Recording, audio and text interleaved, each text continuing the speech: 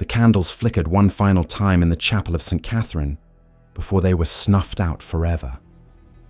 In the hills overlooking the Danube, where morning mist clung to ancient stone walls, a group of Christian women knelt in prayer as the sound of approaching hoofbeats grew louder. They had heard the stories from other villages.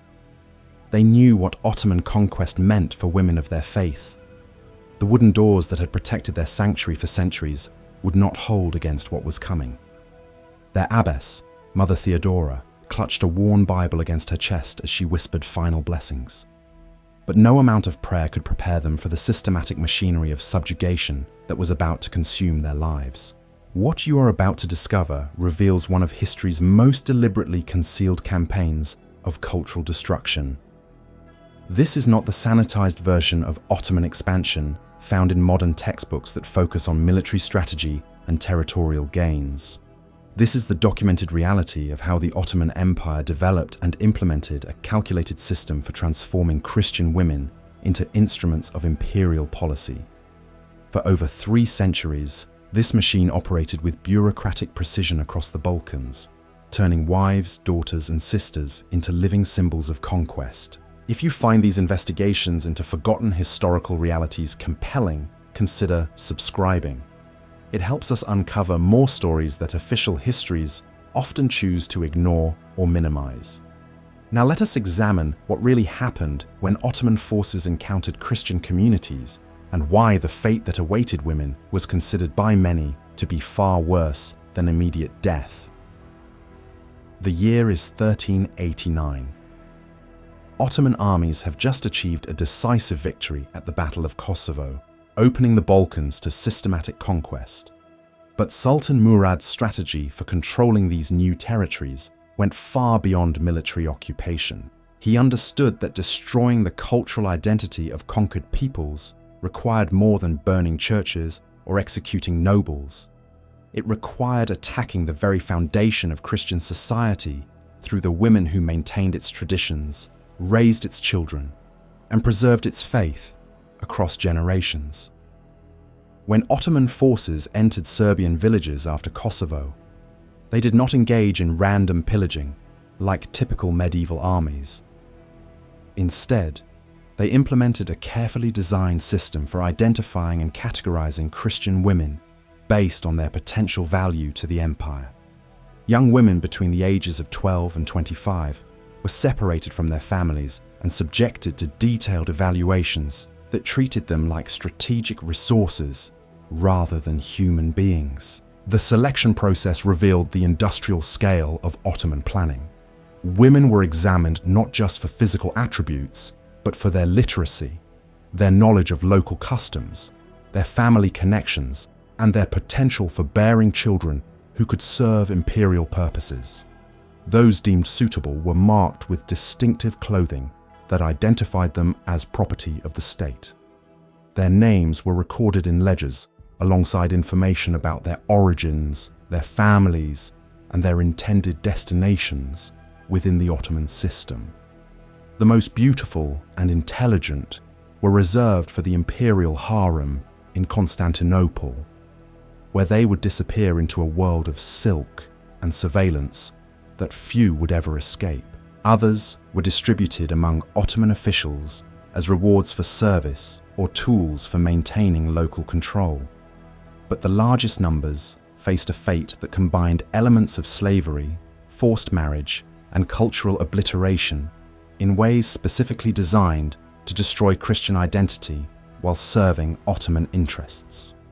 The devshirme system, often romanticized in modern accounts as a form of social mobility, represented perhaps the most sophisticated example of how the Ottomans weaponized Christian women and children for imperial purposes.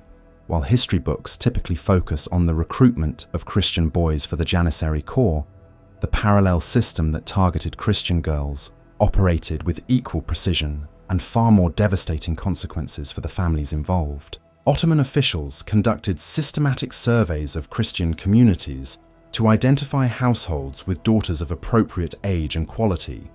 These surveys were not random raids, but carefully planned operations that utilized local informants and detailed record keeping.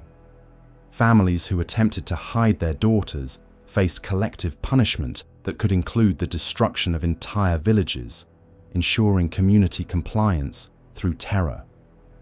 The psychological warfare embedded in this approach was devastatingly effective. Christian parents faced impossible choices that revealed the calculated cruelty of Ottoman policy. Surrendering their daughters meant watching them disappear into a system designed to erase their Christian identity. Resisting meant risking the destruction of their entire community and the deaths of their remaining family members. When selected girls were taken from their families, the separations were designed to be permanent and traumatic. Parents were forbidden from attempting contact or learning about their daughters' fates. The girls themselves were immediately given new names, new clothing, and new identities that severed all connections to their Christian origins.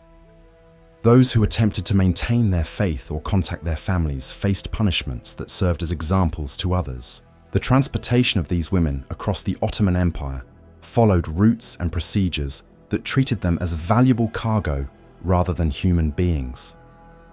Detailed records from Ottoman administrative centers describe the logistics of moving thousands of Christian women annually from the Balkans to destinations throughout Anatolia, Syria, and North Africa.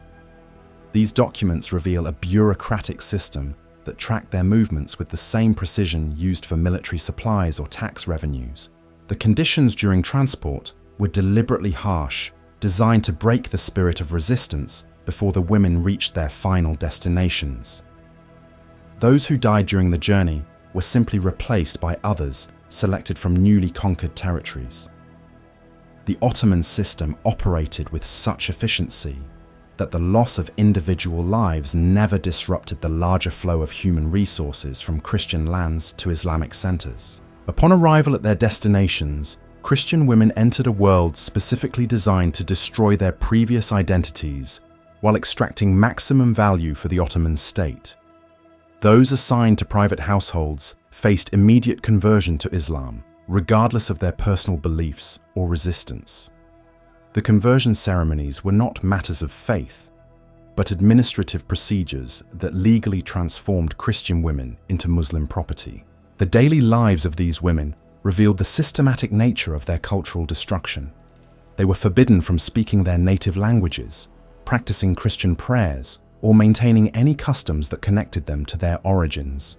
Instead, they were forced to learn Arabic and Turkish, adopt Islamic religious practices, and demonstrate their complete submission to their new circumstances through constant surveillance and testing.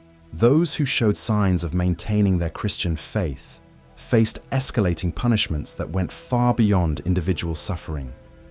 Ottoman administrators understood that examples needed to be public and severe enough to terrorize other Christian women into complete compliance.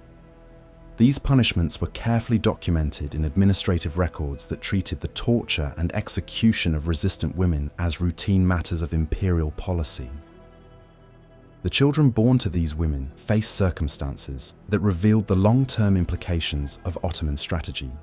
They were raised as Muslims with no knowledge of their mother's Christian origins, but they retained certain privileges that came from their mixed heritage. These children became living bridges between conquered Christian populations and Ottoman authority, their very existence dependent on maintaining the imperial system that had destroyed their mothers' identities. The scale of this operation becomes clear when examining Ottoman tax records and administrative correspondence from the 15th and 16th centuries.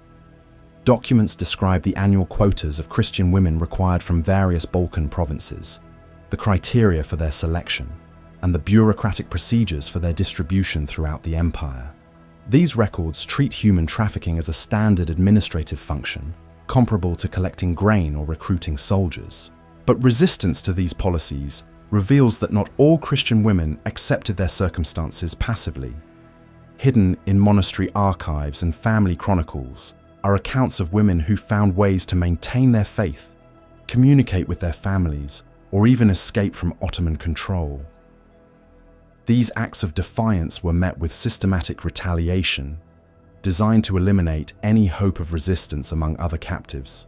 The most horrifying aspect of Ottoman policy toward Christian women was not the initial capture, but the deliberate psychological torture that followed. In the harems of Constantinople and provincial centers across the empire, Christian women were subjected to a process called taming that systematically destroyed their capacity for independent thought or resistance. This was not simple forced conversion, but a calculated dismantling of the human spirit conducted with scientific precision. The process began with complete isolation from any familiar surroundings or people. Christian women were placed in windowless chambers where they could not determine the time of day or maintain any connection to the natural rhythms that had structured their previous lives. Food was provided irregularly, not from cruelty, but as part of a deliberate strategy to create dependency and disorientation. Sleep was disrupted through random inspections and sudden relocations that prevented the formation of any stable routines or relationships. Ottoman records describe the use of specialized interrogators who had studied Christian theology specifically to identify and attack the religious beliefs that gave these women strength. These sessions were not debates about faith, but systematic assaults on everything the women had been taught to value. Christian concepts of mercy, forgiveness, and salvation were twisted and perverted to convince the captives that their God had abandoned them to their fate. The most psychologically devastating element was the forced witnessing of other women's suffering. Christian captives were required to watch as those who resisted were subjected to punishments that left them alive but broken. They saw women forced to desecrate Christian symbols, to mock their own prayers, to participate in their own spiritual destruction. The message was clear. Resistance would not bring martyrdom or honor, but only degradation and the corruption of everything they held sacred. Those who showed signs of mental collapse were not shown mercy, but were instead used as examples to terrify others.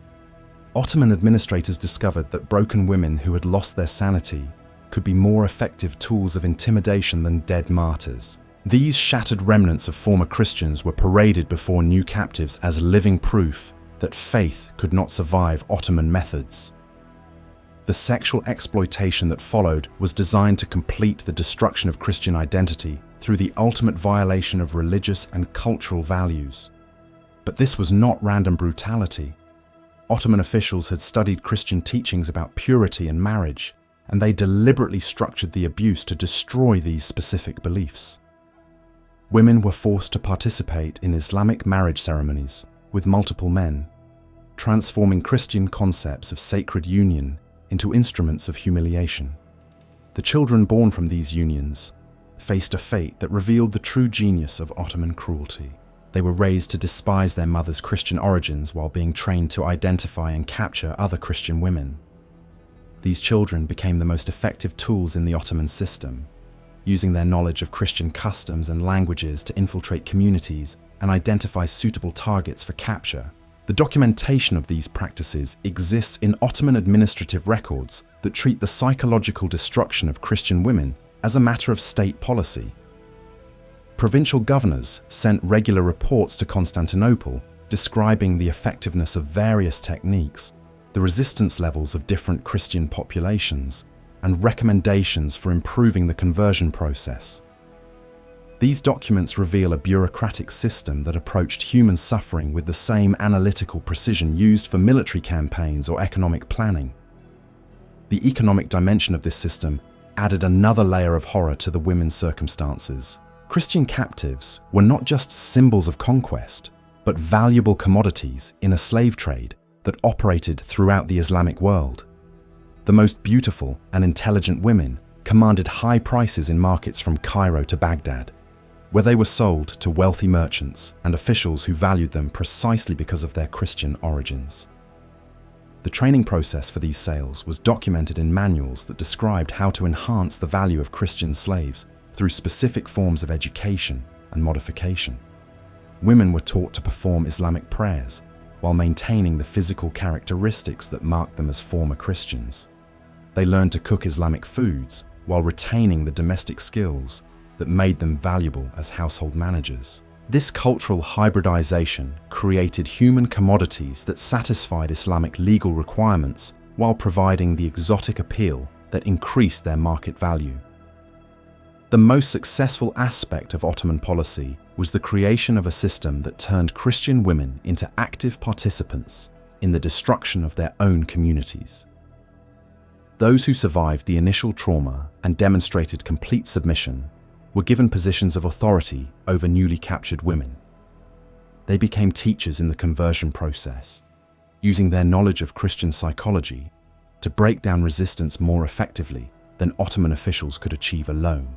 These collaborators were rewarded with improved living conditions and limited freedoms, but they remained prisoners whose survival depended on their continued service to the system that had destroyed their original identities.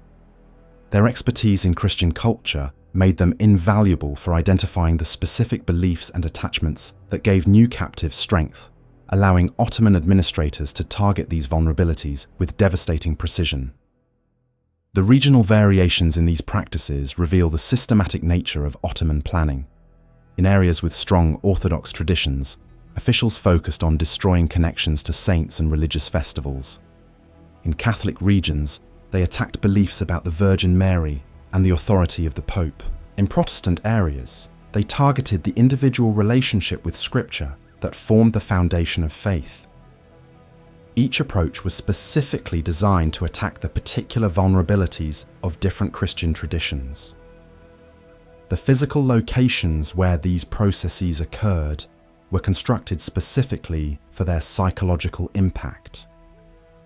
Converted churches served as detention centers where Christian women were forced to witness the transformation of their sacred spaces into instruments of their own oppression. Altars were converted into Islamic prayer spaces where the captives were required to prostrate themselves before symbols that represented the conquest of their faith. The timing of various torments was carefully calculated to coincide with Christian holidays and religious observances. Christmas and Easter became occasions for particularly severe treatment designed to destroy any remaining connection to the religious calendar that had structured the women's previous lives. Former Christian celebrations were replaced with Islamic festivals, where the captives were required to demonstrate their enthusiasm for their new faith through public displays of devotion. The records from Topkapi Palace archives reveal the most chilling aspect of this systematic destruction: the creation of what Ottoman administrators called living monuments to conquest. These were Christian women who had been so thoroughly broken and rebuilt that they became walking testimonies to the empire's power over the human soul itself. They retained enough of their original appearance to be recognizable as former Christians, but their minds had been so completely reconstructed that they served as perfect examples of Ottoman superiority over Christian faith. These women were not hidden away in private harems, but were deliberately displayed in public settings where other Christians could see them. They were dressed in fine Islamic clothing and paraded through conquered towns during religious festivals, speaking Arabic and Turkish with perfect fluency while demonstrating complete devotion to Islamic practices. The psychological impact on Christian communities was devastating. Families recognized daughters and sisters who no longer recognized them, women who looked upon their former faith with expressions of disgust and contempt. The creation of these living monuments required years of careful conditioning that went far beyond simple, forced conversion. Ottoman specialists developed techniques that modern psychologists would recognize as systematic brainwashing, but applied with a sophistication that anticipated methods not formally documented until centuries later. The process began with complete sensory deprivation, followed by gradual introduction of new stimuli that were always associated with Islamic symbols and practices. The women were taught to find pleasure and comfort only in activities that reinforced their new Islamic identity. Christian prayers became physically painful to recite, while Islamic devotions brought relief and satisfaction. The smell of incense that once comforted them in Christian worship now triggered nausea and fear, while the sound of the muezzin's call brought feelings of peace and security. These conditioned responses were so deeply embedded that they became involuntary reactions that the women could not control, even if they wanted to resist. The most sophisticated aspect of this conditioning was the implantation of false memories that replaced the women's actual childhood experiences. Through a combination of drugs, sleep deprivation, and constant repetition, Ottoman specialists convinced the captives that their Christian upbringing had been a nightmare from which Islam had rescued them. They remembered their parents as cruel oppressors who had forced them to worship false gods, while their Ottoman captors became beloved saviors who had shown them the truth. These implanted memories were supported by carefully constructed evidence that seemed to confirm the new narrative. Letters were forged in the handwriting of family members, expressing relief that their daughters had escaped the darkness of Christianity. Witnesses were produced who claimed to remember the women expressing doubts about their faith before their capture. Even physical scars were reinterpreted as evidence of Christian cruelty rather than Ottoman abuse. The archives tell their story in ledgers stained with time, each entry a life erased, each number a soul consumed by an empire's hunger for absolute dominion. These were not casualties of war, but victims of a calculated campaign to destroy the very essence of Christian identity through the systematic breaking of its women. Their suffering was not measured in moments of pain, but in decades of living death, walking testimonies to conquest who had forgotten how to remember their own names. What emerges from these forgotten documents is a truth that challenges our understanding of historical cruelty itself. Death would have been mercy compared to the fate that awaited Christian women in Ottoman hands. Instead, they were transformed into living monuments to imperial power, their broken spirits more valuable than their silent graves. Subscribe to ensure these voices, silenced by centuries of deliberate forgetting, continue to speak.